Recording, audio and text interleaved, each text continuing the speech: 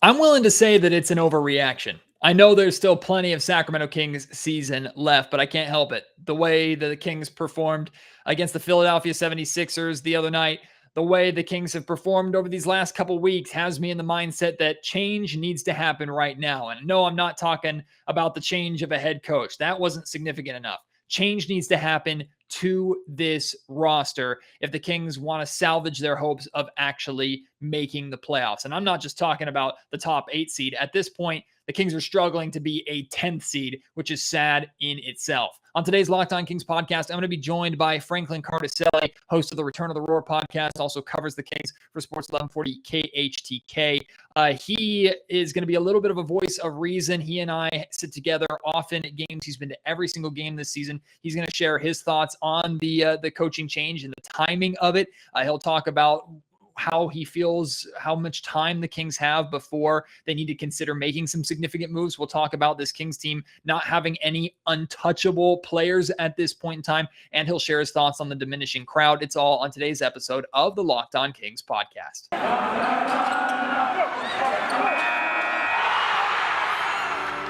You are Locked On Kings, your daily Sacramento Kings podcast, part of the Locked On Podcast Network, your team every day. And now, ladies and gentlemen, it is that time for another episode of Locked On Kings. Hello and welcome into Locked On Kings, your podcast hub for Sacramento Kings coverage all regular season and all off season. If you're looking for in-depth analysis, game-by-game breakdowns, highlights, interviews with local and national experts, full coverage of your Sacramento Kings from January through December, this is the place for you, part of the Locked On Podcast Network. And today's episode is brought to you by Truebill. Truebill is the new app that saves you money by helping you identify and stop paying for the subscriptions that you don't want or need. And they can even negotiate better deals on those that you want to keep. My name is Matt George. I have the privilege of being your host here on Locked On Kings. I've been a Sacramento sports media member for the last 7 years. This is my 8th season covering Kings basketball, formerly for Sports 1140 KHTK, now with ABC 10 television. And I feel like I am overreacting a little bit. And feel free to tell me that I am. It's a mixture of logic and emotion when it comes to this Kings team, which is natural for a lot of Kings fans to experience when the team is going through this stretch. It's not a 9-game losing streak, but it's as close as you could possibly be without being there. The Kings have won 1 game out of their last 9, back-to-back 4-game losing streaks with that win in Detroit in the middle to break things up. And you know already, if you haven't heard my thoughts on the Kings firing Luke Walton and trying to make him their fall guy. You know my thoughts on that. Don't like the timing of it. Don't think it was the right move to make. I think a roster change was needed more than a coaching change, at least immediately. But something needs to happen. I don't believe this core is capable of working together. I've seen enough of the past 2-3 seasons to feel that way. And maybe you feel the same. Maybe you feel differently. Let me know at Matt George Sack on Twitter. Email me, mattgeorgesports@gmail.com, or leave your comments down in the YouTube comment section if you're watching on YouTube. But Frankie's going to join me as we're going to kind of talk through this a little bit. We're going to get his insight on it and get an understanding of if the Kings are to make a move, what is their window? When do they have to make a move before it's too late? And we're going to touch on which players are expendable, which players we would feel comfortable Monte McNair using in trade conversations. A lot of stuff to touch on. So without any further ado, here is my conversation with host of the Return of the Roar podcast and writer for Sports 1140 KHTK, Frankie Cartoscelli. Well, over the past few Locked On Kings episodes, you've heard my opinions on what's happening with the Sacramento Kings organization, my opinions on the decision to fire Luke Walton, my thoughts on the declining attendance in Sacramento and the poor reflection that has on Kings ownership and Kings management and this Kings roster, which all have just as many problems as Luke Walton had, maybe even more. So instead of me continuing to spew that at you, even if you agree with me, I think it would be refreshing for you to hear the voice of another podcast host, someone who is in the Golden One Center every single night, someone who is very close to this Sacramento Kings organization and also understands this fan base very, very well. I'm joined once again by the host of the Return of the Roar podcast, I should say one of the hosts of the Return of the Roar podcast and writer for Sports 1140 KHTK, covering the Kings amongst many other California sports. It is Franklin Cartoscelli back with me. Frankie, You and I sat next to each other in the Golden One Center last night for Alvin Gentry's debut and the Kings' collapse against a Philadelphia 76ers team that was missing their entire starting lineup. Maybe it's just the jaded negative part of me, which I've transitioned into after being very optimistic and being known for being optimistic a couple of years ago. Was that game as unsurprising to you, the Kings losing in that way, as it was to me? I'd say for 3 quarters, and granted, the Kings didn't look spectacular for those 3 quarters, but for 3 quarters, it kind of seemed like, hey, this is kind of nice. It's a good game. And while that is bad in its own right, because they were facing a Philadelphia team that was missing so many people, I think about the 7-8 minute mark when the Kings took that 9-point lead, or 9-minute mark when they took that 9-point lead. Just that little feeling kind of creeps in where, are they going to hold on to this lead? And as we saw, they didn't. I think they scored 4 or 5 more points for their whole entire remainder of the quarter. So it's sad that we're at a point where it's expected for this team to fall apart the way that they have. And it's been a habit of this team since opening night, even in Portland, when they had that lead in the fourth quarter, and it was a 13-point lead with, I think, 4 minutes left, and the game ended up being a 1-possession game. It's something that is just deeply enrooted in this team's DNA. And last night was just kind of even a further push towards rock bottom. I mean, we're already at rock bottom, and now it's just kind of, we're drilling past rock bottom. We're going deeper. Going to the core. We're going to the center of the earth, really, with this team. It feels like. And Frankie, like, the Kings got off to a good start, especially Buddy Hield and De'Aaron Fox. I thought Fox looked smooth and looked comfortable. He was aggressive to start the game. He had, I think, 12 points in the first quarter, if I'm not mistaken. Or Fox maybe or Buddy? Buddy had, I think, 12 in the first quarter, and De'Aaron Buddy had 12. 10. Okay, regardless, De'Aaron Fox and Buddy Hield both got off to really good starts because Buddy hit his first 4 3-pointers. And so this Kings team gets really good contributions out of 2 of their best scorers in the first quarter, and they still lead by just 5. And it wasn't until, like you said, the beginning of the fourth quarter that they took their largest lead, which was 9 points. And I think you and I both felt, as did most people in the Golden One Center, that was not going to be enough. Excuse me, as my phone rings. I'm just too popular. Popular guy. Like we felt that 9 points for some reason wasn't going to be enough. I think what's most concerning to me about this game as a whole is, even if we felt the Kings were playing pretty well through 3 quarters, they couldn't create any separation against that 76ers team. Now, also a little bit of credit to Philly. Like, Doc Rivers is an excellent head coach. That team, that depth, they understand how to play, and they did their job. Tyrese Maxey looked really good. Andre Drummond had 23 rebounds, which was the least surprising stat of the night. But the Kings have to be able to create separation against that team. And I think that's been a common theme throughout this season, is at times where the Kings should be significantly better and should create separation, they haven't. They've just allowed teams to hang around, and it's cost them. Yeah. Tyrese Maxey, again, and Isaiah Joe even had good games for Philly. Again, tip your cap to him. Alvin Gentry said, too, that they came out and they kicked their asses. And it's the Kings, what stuck out to me most is down the stretch, and I saw it in OKC. You saw it last night. You see it against Utah the other night at home when they're in the game. It's a 4-point game at the beginning of the fourth.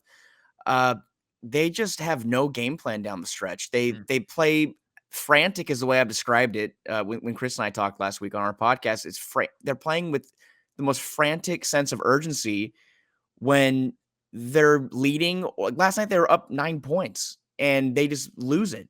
They lose sense of good possessions, good basketball, smart playmaking. Shot decision it's just not there. De'Aaron Fox down the stretch was taking these fading away shots that are short. Their front rim, you and I were talking about it last night. De'Aaron Fox gets into the paint. He's still getting there. He's getting to the paint within 5 to 10 feet. Those floating fadeaway shots are front iron every time. And it's something we've seen game and game and game again. And the Kings just don't have a closer. When you come to, they don't have the 2020, 2021 De'Aaron Fox to close these games out. And that's the biggest difference this year, is they don't have that guy that's going to come down and just close the game out. They don't have the Paul George, the Devin Bookers, the LeBron James, Anthony Davises, whatever you want to call it. The Kings do not have that guy right now. And especially when you add in that Harrison Barnes has returned back to normalcy, which we weren't expecting HB to average 22 and 10 the whole year on 50% shooting from three, but 8 points last night. Mo Harkless is non-existent on the offensive end, and Tyrese Halliburton had a goose egg, which is also that's a whole other concern in its own, because Tyrese is just not there as far as his offensive aggression goes. But the Kings are just not there late game, and they've lost 8 of 9 because of that because of that very reason. Frankie, I do think that the Kings moving on from Luke Walton was probably a necessary move. What I have the biggest issue with is, one, the idea that Luke Walton was mainly to blame and that he can be considered a fall guy for this Kings organization. I don't think that's fair at all to Luke, and I don't think the players, front office, or especially ownership deserve to have him take the fall for them. That's number one. And number two, the timing of it all. Like making that move this early into the season after you committed to the guy over the offseason when you could have used that time to actually execute a proper search, and Monty McNair could have found his hire, which of course Luke Walton was Vlade's hire. What are your overall thoughts on the decision to fire Luke and really the timing of it? Are you more open-minded to it maybe than I have been? I am not thrilled with the fact, number one, Luke Walton was never my top choice as the Kings head coach. He wasn't when the Kings hired him 2 years ago, and he wasn't when they began the season. Obviously, I wanted someone else in that chair. But when you roll into the season and all it's going to take is a rough stretch like this, which I think we all could agree we expected one of these stretches at some point this season. I don't think any of us were expecting the Kings to come out and not have one stretch where you're like, oh my God, this team's not good. And if they knew that's what it was going to take, just 1-8 stretch, which I'm not taking lightly, but it's going to be 18 games in, you're going to fire Luke Walton. Maybe we shouldn't have rolled into the season with him as the head coach to begin with. And I know it comes down to probably the financial aspect. I think the Kings are trying to just kind of ride it out and see if they could run into a good season, make the play-in, maybe have a 500 or near 500 season, get through it. And then, hey, paying Luke Walton to go away for 1 year is a lot easier than 2.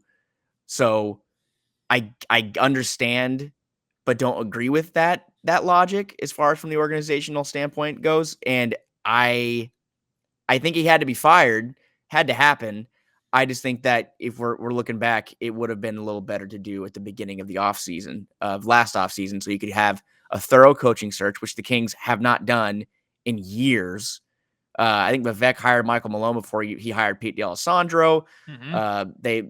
Vlade immediately brought in Dave, or I think it was Vlade. Yeah, Vlade brought in Dave Yeager immediately before after Luke Walton turned him down. Yep, Yeager wasn't even on the market for 2 hours, and then Luke Walton wasn't even on the market for 5 minutes, and he was already on a plane to Sacramento. They haven't had a coaching search, so I'm looking forward to that process. The next offseason, if it does come, maybe Alvin Gentry brings his team together and they succeed and exceed expectations, but it just doesn't seem like Alvin Gentry, in my opinion, is going to be a guy who's going to be here 2 years from now. Today's Locked On Kings podcast is brought to you by Truebill. Truebill is the new app that helps you identify and stop paying for subscriptions that you don't need, want, or simply forgot about. Do you know why free trials renew without your consent? It's a business scam to take advantage of you. Don't let greedy corporations pocket your money. Download Truebill to take control of your subscriptions. On average, people save up to $720 a year with Truebill. Just think about what $720 can do on Black Friday alone, the amount of goodies that you could get with that. Because companies make subscriptions hard to cancel, Truebill makes it incredibly simple. Just link your accounts and Truebill will cancel your unwanted subscriptions in one tap. And that's not all. Your Truebill concierge is there to when you need to cancel unwanted subscriptions so you don't have to. Truebill has over 2 million users to help save them over $100 million. Don't fall for subscription scams. Start canceling today at Truebill.com/LockedOnNBA. Go right now, Truebill.com/LockedOnNBA. It could save you thousands a year. Locked On Kings is also brought to you by our friends over at Built Bar. We are just a day or two away from Thanksgiving. I love Thanksgiving, all the good food, all the treats. I'm already starving myself right now so I can load up on the calories and the good food, but I'm changing things up. Instead of all of the typical pies and Thanksgiving desserts, I'm going to replace them with a Built Bar. It's the perfect time for Built Bars. Built Bars are the new holiday dessert. I can feast on something delicious and feel good about it when it's all said and done. One slice of pie has upwards of 300 calories, and that's on the low end. Most Built Bars are only 130 calories, only 4 grams of sugar with plenty of protein. I'm replacing a coconut cream pie this year with a coconut Built Bar, or I'm replacing a raspberry pie with a raspberry Built Bar. Lots of good flavors to replace any pie. They're low calorie, low carb, low fat, high protein, covered in 100% real chocolate. Great for when you're hungry. And if Thanksgiving is not soon enough, you can go on to built.com right now and order yourself a box today. I would recommend, though, wait until Black Friday because there are going to be some really, really great deals for you on built.com for Black Friday. But even after Black Friday is done, if you don't take advantage of those deals, you can always take advantage of our Locked On offer here. If you use Locked15 at checkout at built.com, you'll get 15% off. Again, that's Locked15 for 15% off at built.com. This is really not a negative Alvin Gentry take. This is just an overall construction of this roster take.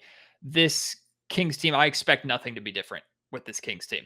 Like, I am at the point, and I'm curious if you're here too, I am at the point where I can declare that this group does not work together. They just do not work. They are extremely talented. I've argued they're the most talented, or one of the most talented. Certainly, I'd say top 2 most talented teams that the Kings have had during this playoff drought, and they're struggling this hard to be a 10th seed, which is pathetic. Like, we're not talking about just an 8th seed, which is still half of the freaking conference. We're talking about a top 10 seed, and the Kings are struggling to put themselves in that picture. That's pathetic with how talented that this roster is. And I know we could debate the Kings roster compared to like a Minnesota Timberwolves roster or whatever. Regardless, like, that's not what this is about. We're talking about a collection of talented players here in Sacramento that should be significantly better than what they are. This group does not work, in my opinion. And I think, in addition to a changing of a head coach, nothing is going to happen positively for this team if significant roster changes are made. Am I overreacting a little bit there? Are you at that point yet? Or do you think we can afford, rather the Kings can afford, to give Alvin Gentry 5-10 games with this group to see if he can change things?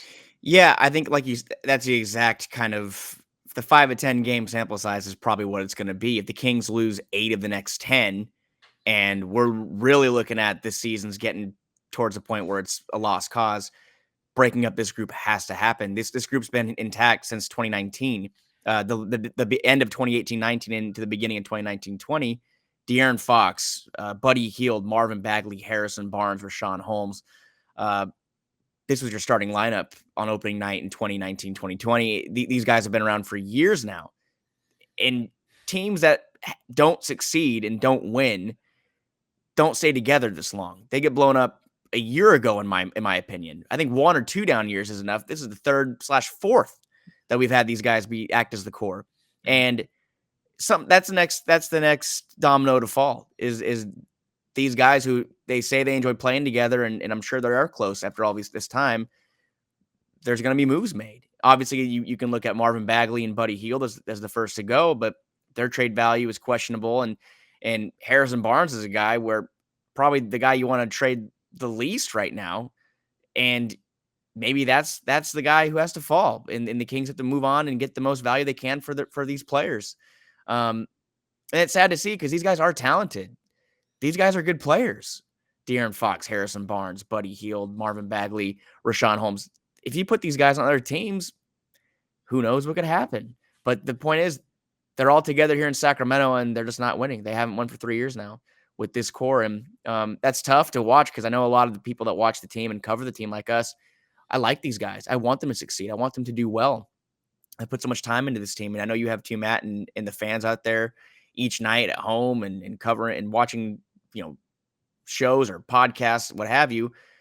We want this team to succeed. It's just right now with Walton gone and Monty McNair on the clock officially, the next thing to happen is probably the team being broken up. And that could happen, in my opinion, before the new year if they keep playing this way. I think it has to happen before the new year, Frankie. And I could be convinced that okay, you can afford 5 games, including the Philly game, or even 5 games from the Portland game on Wednesday on to let Alvin see if he can figure this team out and get this core to change. But if we're talking 10 games, I'm thinking like I honestly think if the Kings made no changes over these next 10 games, I think the Kings at best win 3. Maybe that's way too pessimistic of a viewpoint, but that's how I feel about this Kings team at this point in time. They haven't proven to me that they're capable of beating anybody or being favorites against any matchup in the league, unless it's the Detroit Pistons or maybe the New Orleans Pelicans, who they've beaten twice so far this season. Even the games they're favored in, they have been they were favored by 5-6 points last night. They should have beaten Philly, and again, not a knock on Philly, but when you're missing 4 or 5 of your key rotation pieces and 3 all-star talents in Joel Embiid, Ben Simmons, and Tobias Harris, not to mention Seth Curry, who's been playing very well in Philly. What excuses can you make? In the Kings, what's also frustrating to see is they're fully healthy. At least officially, they're fully healthy. It isn't like last year or 2 years ago where it's like, oh, well, Bagley's out, oh, well, De'Aaron's out, or this and that. These guys are fully healthy. The roster's fully intact. There's no excuses. So the schedule gets tough. Doesn't get easier. Starting with tomorrow against Portland. Then you get the Lakers a couple times, the Clippers a couple times coming up. Memphis is the team that the Kings have kind of been compared to over the last year, 2 years. The John Morant, De'Aaron Fox discussion is definitely at rest for now. Yes. I think I saw a tweet saying we lost that one. I think Kenny Caraway said we lost that one. Yeah, we did. That one is not even a discussion at this point.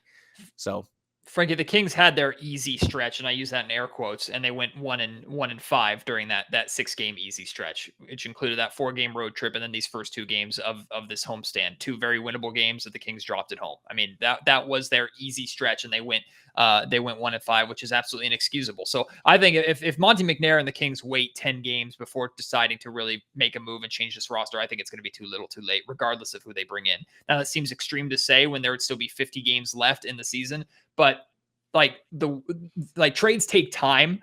Plus, it takes time for talent when you acquire talent to come in and get comfortable and implement themselves. Like people forget, Harrison Barnes didn't look too good for his first month or so with the Sacramento Kings when that promising season kind of fell apart. That wasn't Harrison's fault, but they just fell apart a little bit. And Harrison took a while before he got to the point that he's looked last season and for parts of this season where he clearly fits in well and understands what his role here is in Sacramento. That's very common. Anytime you acquire talent, especially high impact talent that Monty McNair would be looking to acquire to help this team reach their goal of making the playoffs. So I don't think Monty McNair and the Kings can absolutely afford to wait 10 games for making some changes. I think Monty needs to be on the phone right now.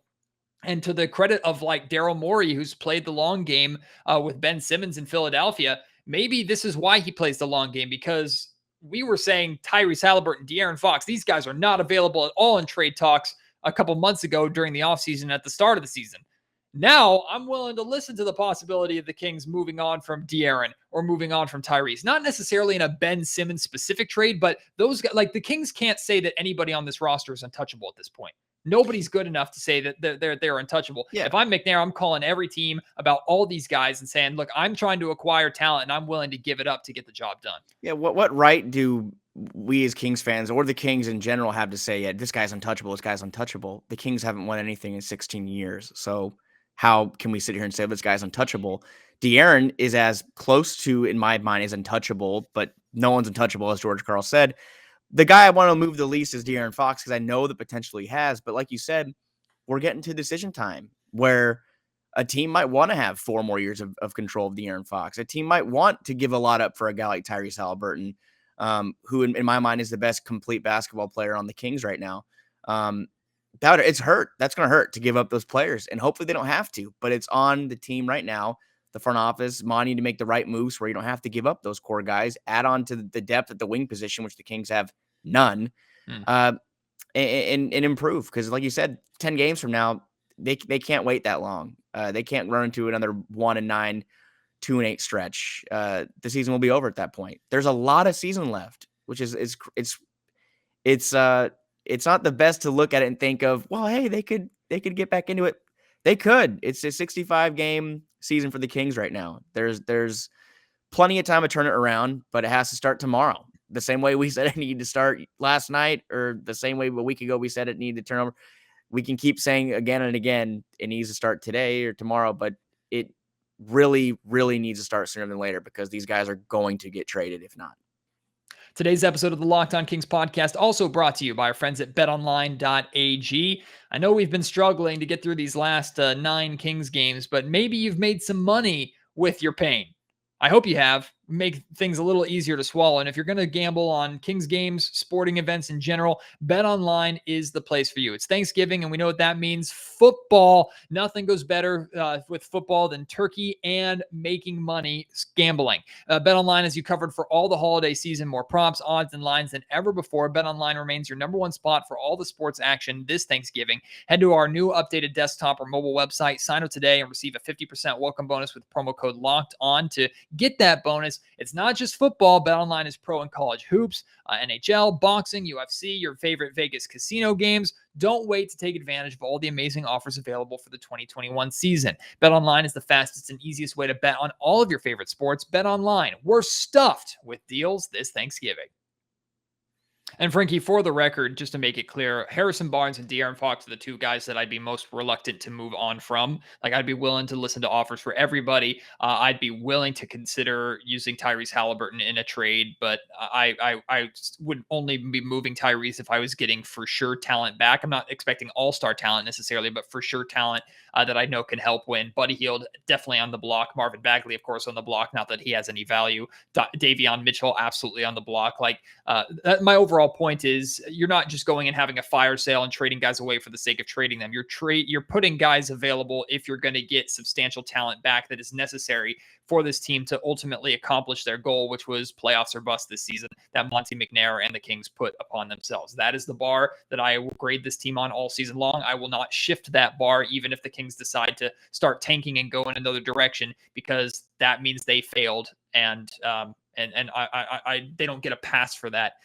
just because they change directions, even if they do end up with a high lottery pick. The last thing I wanted to talk to you about, this is something I've paid a lot of attention to recently, but you've been to every Kings home game. I haven't. You've seen the crowds at the Golden One Center. And I recently looked at the numbers and looked at attendance and the drop off of attendance over the last few years. And basically, to sum it up, from the Golden One Center opening in 2016 to what the Kings are attendance wise right now, it's dropped off 20%. But 15% of that has dropped off between 2019, 2020, that season that was cut short by COVID, and this season that we're in right now. A 15% drop off, that is extremely significant. And we know how loyal this fan base is. We know they've continued to show up through thick and thin. So I think that speaks volumes, Frankie, that fans are deciding, you know what? It's just not worth it. It's not worth it for me to spend my money to invest in this product right now. I had multiple fans tell me they feel like they care and are more invested in the product than the players are, and then even front office and ownership is at times. That speaks volumes to me, but you've been noticing the crowd difference. You understand this fan base. What does that say to you? Yeah, I mean, I worked for the team for a couple of years, and I would go to each game, and even during the year De'Aaron Fox was drafted, where the Kings were really bad, they won 24 games that year, 25 games. The stands were full every night.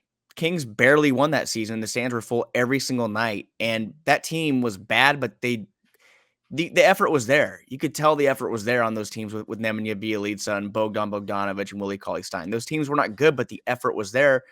And I think the biggest difference this season is, like, imagine buying a ticket to that game against Toronto. Imagine buying a ticket, going with your girlfriend or your husband or your son or your daughter or your friends, and sitting there paying money to watch that just abysmally horrific showcase of, if you want to call it basketball, you can call it basketball. But I've gone to games before. I got Valentine's Day tickets when I was in high school with my girlfriend at the time. We went and saw the Kings play Memphis. Kings got beat by 39 points, and they were down by 33 in the second quarter. It's a horrible feeling to go to a Kings game or any sporting event where you're fully emotionally invested in that team, and they just lay down in front of you and just die. Yeah, and Frankie, it's one thing to go through that one night, but it's another thing to go through that after 15 years of the same damn thing. There's no end in sight. And that is definitely, I think, starting to get to the fans that when you think about it over the last 7-8 years, the relocation aspect was why people came out to the games. They didn't want to lose track of the Kings games coming down the stretch because there might not be any more in the future. Then the Golden One Center opened, and people have been going through that and wanting to come experience that for the first couple of years. Then COVID happened, and now here we are. All that mystique has worn off. There's nothing else there's no other new, sexy, fun, exciting things. Winning is going to bring fans in. COVID has an aspect in that as well. I know safety is important to people, as it should be. And I think that, coupled with the losing, is spelling doom for King season ticket holders and people that want to buy. It's not a good time, and I don't blame them. If I was not in the job I was in, I would probably say, hey, I'm going to watch from home. Just if I'm going to get my heart ripped out, let me just watch it from home and not have to spend, $30 on tickets and $15 on a beer and what have you. I think it's much easier to watch it from home right now.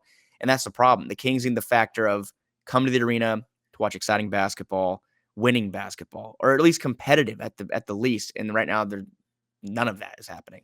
The only thing that's been consistent over these 15 years, other than the Kings being consistently bad and failing in drafts and things of that nature, has been the fan base consistently showing up. And if that starts to drop off, something is wrong. Regardless of what's going on, good or bad, Frank, you always cover it with Chris on the Return of the Roar podcast. You're always writing on KHTK.com. Your most recent article, I know you talked about Rome wasn't built in a day, but like how long does it take? Is 15 years long enough, or do you need more than that for Sacramento? So go and check out that article. Locked On Kings listeners, check out all of Frankie's great work. Frankie, we'll have you back on Locked On Kings hopefully in the near future, and maybe it'll be a little more of a positive vibe, because I miss the days of being optimistic and wearing a Kings jersey with optimism on the back. I miss those days, because right now, man, it's pessimistic Matt George, and I can't shake it. So I appreciate you bringing a little more lightheartedness to this conversation. Better days, Matt. Better days, we hope. No matter what, we'll keep enjoying those Golden One Center cookies and pushing forward, my friend. A pleasure as always having Frankie join me. Now we both want to hear from you. You can reach me on Twitter at MattGeorgeSack. Share your thoughts on our conversation. If you would like to see some players listed as untouchable, if you would be willing to trade De'Aaron Fox or Tyrese Halliburton, what kind of players would you expect in return for those guys? Do you have the sense of urgency that we have when it comes to making a trade for Monte McNair? Are you a little more patient and willing to give Alvin Gentry time? Let us know. We want to hear from you. Again, at MattGeorgeSack on Twitter. Email me, mattgeorgesports@gmail.com. You can also leave your comments down in the comment section down below on YouTube. A little bit of housekeeping here to bring before we wrap things up. I am going to be taking some very much needed family time on tomorrow and Thanksgiving. I will not be going to the Kings game. I will not be watching the Kings game, and I will not be doing a post Kings and Blazers pod. I will be back on Black Friday to recap what happens both in the Blazers game. Hopefully it's a win, and then we'll be back to a normal Locked On Kings schedule at that point in time. But I'm taking the day before Thanksgiving and Thanksgiving to spend time with family. It's my son's first Thanksgiving, which we're very much looking forward to, and I appreciate everybody's support, people encouraging me to take more time. But I itch every day to give you the content that I think you deserve here on the Locked On Kings podcast. So I always feel kind of guilty not doing a pod one day when I really should. So I hope that's okay with you. I hope you can survive one Kings game without the post game content here on Locked On Kings. And again, on Black Friday and beyond, we'll be back to our normal content schedule. So I appreciate that. So this is goodbye until Thanksgiving. Have a very happy Thanksgiving. Stuff yourself, enjoy yourself, be safe as always. And we will be back very soon. Until next time, my name is Matt George. You have been listening to Locked On Kings, part of the Locked On Podcast Network.